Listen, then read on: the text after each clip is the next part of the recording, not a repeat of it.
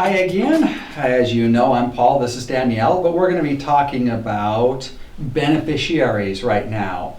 And we want to set some thought processes for you to begin the rumination of how do you want to leave a beneficiary their share of the trust. Because remember, the beautiful thing of a trust is that we really have a clean whiteboard and we can do anything you want with it. So therefore, there are some initial thoughts that we'd like to give you as you think towards handing off to the next generation, whether that's children, whether it's other beneficiaries, whether it's charities, what you have and how it's going to move. Yeah, so this is going to be a little bit more of a discussion at first. So I'll let Paul set up the story of how we're going to go through a sort of theoretical client, and then we'll talk about how the trust shares and how the divisions actually work for your beneficiaries. So the difficult part of this point in the conversation is that I'm oftentimes dealing with parents. And as a parent, I know and I have seen that parents tend to look at their children very rosy. Now maybe you're a realist, I get it. But we tend to look at our children because I believe that we're created uniquely to continue to forgive their mistakes and champion after their strengths. So what this means is that oftentimes we will hear language of, I trust my kids, they're responsible. And indeed, they may be. I don't know your kids. You do. So therefore, that's the difficult part of this exact point in time in the conversation. But we're going to give it a crack, okay? So here are some thought processes that you may want to consider, which is, we all know that if someone wins the lottery, they have sudden money come into their hands, and usually it's more than what they've ever had before. And what do you think the bankruptcy rate is for lottery winners? Yeah, you've heard it too, right? Which is about 80%. There's some articles that say it's not that high, but it's so fine. Maybe it's only 60, Because what happens is that it's an unexpected amount of money. They don't have the financial training. They aren't thinking in terms of utilizing money for long term. So they raise their standard of living, but they don't have the financial support long term for the income to continue. So at some point when that initial money runs out, they've created a lifestyle up here that they can't maintain themselves independent of the initial money. Well, guess what? Unfortunately, beneficiaries have a similar attitude. And Danielle would be a better person to see or to give you examples of what she's seen, but she does all the settlements, so therefore she's seen it over and over, which is, yes, I believe you, your kids are responsible. But have they ever managed as much as what they're getting? Some of your kids are doing great. They have really high-paying jobs. They're doing fantastic. Maybe that's the kid that we don't worry about. Great. There are others that we do have concerns as far as whether or not it's appropriate to say, here is the checkbook, knock yourself out, honey. So there's the starting premise to our conversation about how to think through what is in their best interest to ensure, if indeed it's one of your goals, to make sure that the money that you have worked hard all your life is going to last in their hands as long as possible. Yeah, so now we're going to talk about how that actually works. And so if we were to use a will, then it would just be a check writing instrument that says give my money to my beneficiaries. Mm-hmm. And as Paul was saying, then that usually means that they're going to go out and they're going to spend it, and that may not be what we want. There's also the that if they got into a car accident, or if they had to go through bankruptcy because they started a business or something like that, then what you've left them is still on the table to be taken in that lawsuit, or from bankruptcy, or from any creditors they might have, or if they were to get a divorce, then it could be taken in that divorce. So it kind of looks like this. I have my phone, probably, I shouldn't have my phone on me when I'm recording, but I do anyways. So if you're my beneficiary, I die, and now I'm going to use either a beneficiary designation of will, or just an outright gift, or I use kind of a traditional, here is your standard gift every 5 years type of thing, a third type of thing. So then it goes like this, right? It goes into your hands. Now, she goes through a divorce. I'm so sorry. Now she's in that bad car accident. Because their assets are in her hands, we can come in and a creditor can just simply say thank you very much and there's no control.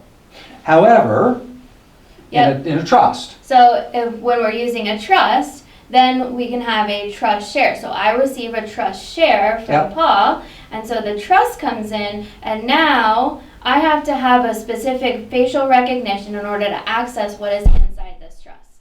So I'm not Paul, so I can't access this phone right now because it doesn't recognize my face. So if I am the creditor or I am the bankruptcy court trying to get access to what is in here, I can't gain access because I don't have the right face. Versus if Paul has it, he can now unlock his phone and get access to everything that's inside of it, or access the trust. So in a trust model, in order to have these protections, in order to have these boundaries, if indeed that is what we need to assist somebody to use their inheritance long term, this has to be administered correctly. So we want to walk you through a brief journey of what is it going to look like in order for a beneficiary to utilize their assets, whether completely free, great, no problem, or if there are some other boundaries around, such as we unwind it for 10 years, they have a monthly income, we only use the income and we preserve the rest for the next generation. There's so many things we can do. But regardless of all that, even if they have a very liberal trust, which means that they can open up their phone and take whatever they want out, and they can use it as they desire, even a liberal trust needs to follow these basic administrative guidelines in order for there to be a trust. Yeah, so as we go through this discussion, one of the best things for you to be thinking about is how long do you want this trust to ultimately last? Yeah.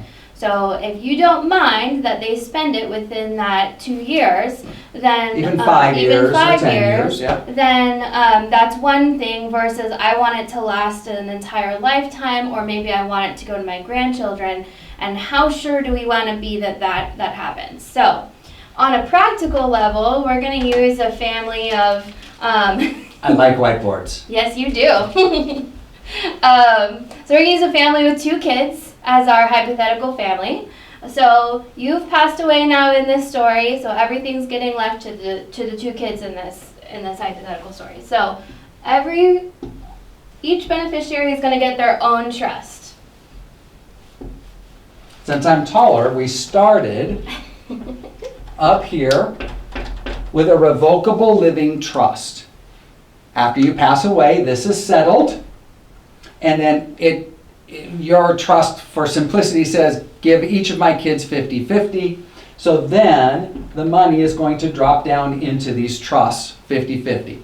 The children are separated. They each have their own trust. They're no longer built together, and they can manage them individually apart from each other. Yeah, so every trust has a trustee, and that's the person who manages everything inside of this trust. And every trust has a beneficiary, and that's the person who gets the benefit of whatever is inside of the trust itself. So sometimes it's your intent that it's the same person. If you have someone who can't manage money, has a special needs or something like that, then the person managing it might be somebody different. And then you have the beneficiary. Sometimes we have able beneficiaries, and so ultimately you want the same person to be in charge of managing the trust as is getting the benefit of the trust. So we want this person to be the same. But that bubble of protection we talked about before that says that no one else can access this, Washington State says if the trustee and the beneficiary are the same person and they're the only people, then this trust doesn't actually exist, and it's all still their money, so they can be taken in that lawsuit. So we could add a beneficiary down here, but that's typically not going to be your intent because that person, it might be a grandchild, if we add them down here as a beneficiary, they have as much right as their parents to go in and use that money, which may not be your intent. So we can add a trustee to help manage everything inside. So there's three roles. There's Yep. three major roles of a trustee. The first role is to invest. So we are trying to create a trust with as much flexibility and control to the beneficiary as possible. So we're going to give as many things as we can to the beneficiary without breaking the administrative process. First one is investing. We're going to let the beneficiary trustee invest the money, okay? And so we're going to use this side of the board for the beneficiary, what they can do. We'll use this side of the board for our second trustee. The other thing is we want them to administrate. Now, administration sounds like a big word, but it's really not that difficult. It means, can you find the records? Will you pay the taxes? You have to prepare the taxes. You have to trace where things are going. You have to know about the assets inside of it. So we've given two of the three primary roles away. Invest. Nobody else can tell the beneficiary how to invest. Now you could, by leaving better rules around this. So if you say never buy cryptocurrencies with this money, they wouldn't be able to do that because you set the rules. So remember, you can always set rules if indeed you would like to. However, typically it's left more broadly, which is they can invest their own inheritance. They can use a financial advisor. They can buy cryptocurrency. They can turn it all into cash, which is a negative investment. So there is no one else that has the power and control over the money as far as how it's invested. And again, the administration is also there, but we have a third role. one of the most common questions that we get is, well, what if my beneficiary wants to buy a house? So that is an investment decision. So your beneficiary can invest in property and houses as well. So they would be able to do that and not have to ask anyone for any permissions. So they would just buy the house in the name of the trust. They wouldn't have to take the money out of the trust where we lose the boundaries and the protections. Rather, the house would stay inside there. So if they were ever divorced, guess what? The house returns back to the trust and the family money is yet protected again. So now we have a third role. Yeah, so the third role is to actually distribute. So that means that the beneficiary is taking money out and we're going to spend it. So maybe they need to spend it on getting a new car. Maybe they need to spend it on their household bills. Or maybe they just want to go on a vacation. So we're actually taking money out. And that's where we add what's called a distribution co-trustee. So that person is an attorney, a CPA, or a professional trustee who the beneficiary gets to choose who they want to work with. So who they know and trust and who they want to work with. And that person's only role, so that distribution co-trustee's only role, is to look at the rules that you've left of how this money can be used and say, yep, you can take money out and distribute money for that purpose.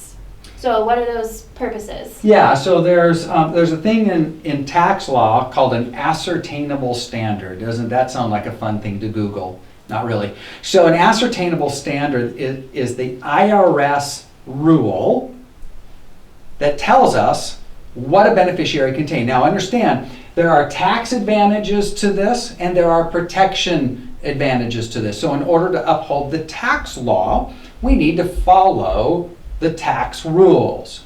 Therefore, an ascertainable standard says that an individual can come and use the money for any type of health issue. They can go back to school all day long. Okay, so they can go get their education. And then we have a nebulous word called maintenance. Yeah, so maintenance can be determined in two different ways.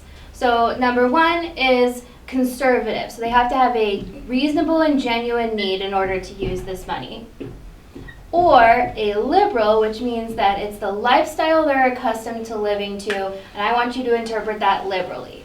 And when I say liberal, I do mean liberally. So if they wanted to go on vacations, well, if they can go on vacation now, they'd have to make, even if they'd have to save up for it or something, that's probably in the lifestyle they're accustomed to living to liberally.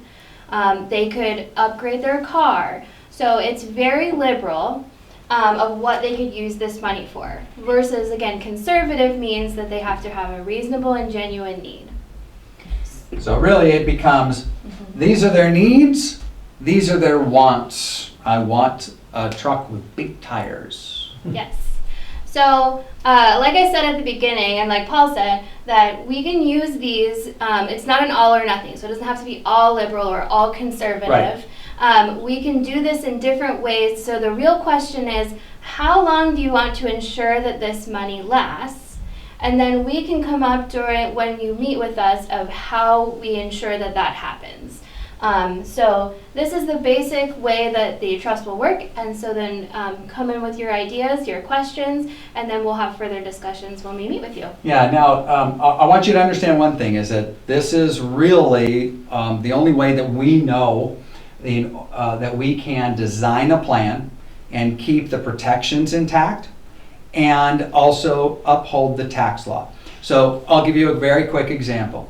If there was another way, so I have 2 daughters, and if there was a way for me to uphold the tax law and protect my girls, because you know how fathers are with their girls, if there was another way to do it that was different than this, do you think my plan would have a more simple way, or a more convenient way, or just whatever else I could dream up with? And the answer is, well, of course. Guess what? My family, if I were to pass away, is under this same model. And I just want you to hear that, because I can go back to my desk and dream up everything, but in order to fit within the Washington law scheme, and in order to fit within tax law scheme, we need to have this third party in order to just approve that when they want something out of their bucket, they go, yes, that fits the rules, and that way we ensure that your desires and your intent is also upheld. So like Danielle said, please bring your ideas, your thoughts, think through how this may influence your thought process with your intent and what you want to see in your plan, and we look forward to seeing you very soon. Thank you. Thank you.